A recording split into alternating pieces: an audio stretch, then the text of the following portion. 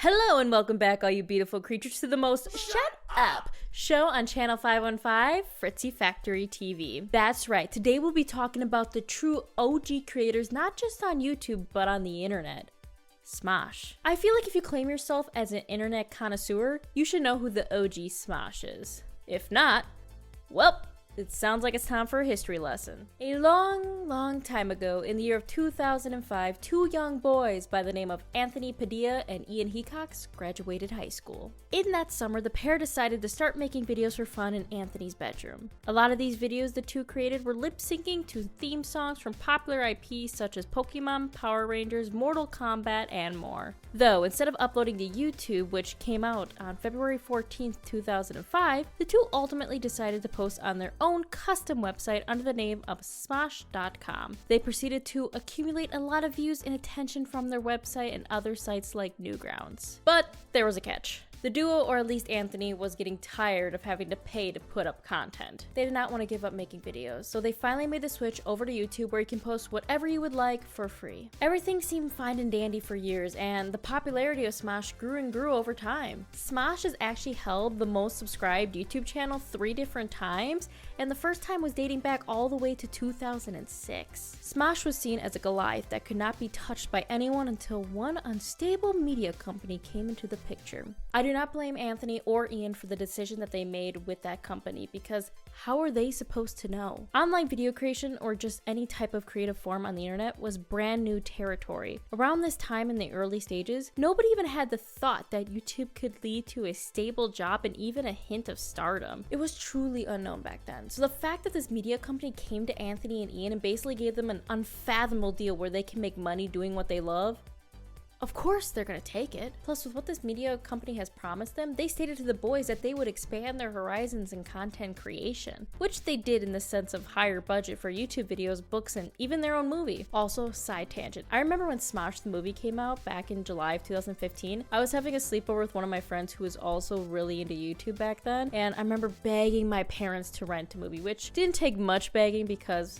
love my parents for this. They willingly just rented the movie for us. Actually, they didn't rent it. This is why I always remember it. They accidentally bought the movie. So I bet you if I looked on that streaming platform that they bought it off, like, I can't remember off the top of my head. I think it might have been like Amazon. I could look at their account and it would still be there years and years after the movie. I don't know, I just think it's really funny. Anywho, it wasn't all sunshine and rainbows though. Instead of having fun with their channel, they felt like a small gear in a machine with the media company as the puppet master toying them along. Or I guess more or less a machine master, because they're a gear in the machine.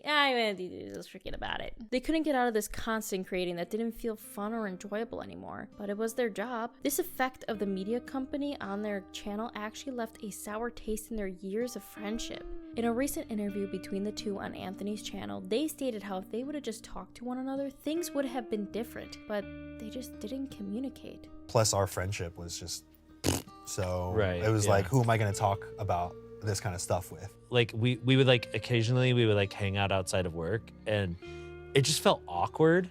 Yeah. Like, it felt like there was something that we weren't saying. It just felt like kind of forced. Sometime later, Anthony finally hit his breaking point and ultimately decided to leave Smosh in June of 2017. Making a video on his own channel why he left Smosh, I'm leaving Smosh. the two went their separate ways and worked on their own projects. Ian is still at Smosh and Anthony with his own channel. They didn't even make content with each other and barely talked with one another after that split. Smosh had its ups and downs after Anthony leaving, but the scariest event was when their media company ceased operations. This scared Ian and the rest of the company because they were unsure if they could even post on the channel due to ownership and things like that, you know?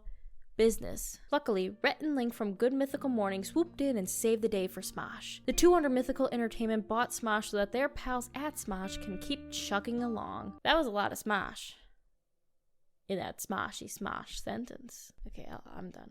I'm done. I swear I'm done. For about 4 years, this was just how life went along. Smosh was still kicking it thanks to Rhett and Link, while Anthony was still trying to find his footing with his content. Then soon found it with his I Spent a Day With series. Then, on June 20th, 2023, on the official Smosh channel, they uploaded a video together for the first time in 6 years titled, We Bought Smosh.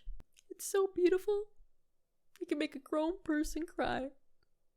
Now we're here in the present day, and I'm still thrilled and shocked and other words that can't describe the fact that they are back together. But why is it important? Well, for starters, it's truly heartwarming to see these two rekindle their childhood friendship even after that rough patch in the mid-2010s. Though that's not the only positive thing that has happened. Being able to witness one of the OG channels coming full circle while still holding relevancy to today's audience is almost unheard of. Most YouTubers of their time have fallen out of the YouTube world whether they wanted to or not. Even if at one point you think you've made your dream come true, there are still hills that are going to take you down and you just got to keep overcoming to get back to that dream. As a fan from the late 2000s to now, I'm so happy for these two and I'm excited to see what their future holds. Well, that's all I got today. It's just a nice sweet story to cover because it truly is a sweet story. Something a little lighthearted won't kill you from time to time. It's actually pretty good for the soul. Anyways, I hope you guys are also excited for these two boys' success. As you may know, I end off all my videos with a question for y'all to answer in the comments below. Today's question is, who is your first favorite YouTuber? I'll be putting my answer down below, so make sure you go check that out while you also do your little bit of commenting. And just so you know, I'll be answering to some of y'all in the first 30 minutes up to an hour after this video is uploaded. This is just a very short and sweet video to just celebrate these two and their accomplishments. But for now, it's time for me to say goodbye for today. Thank you all for tuning into this episode of Fritzy Factory TV, and I hope you all decide to join me on this channel. Fritzy, signing off.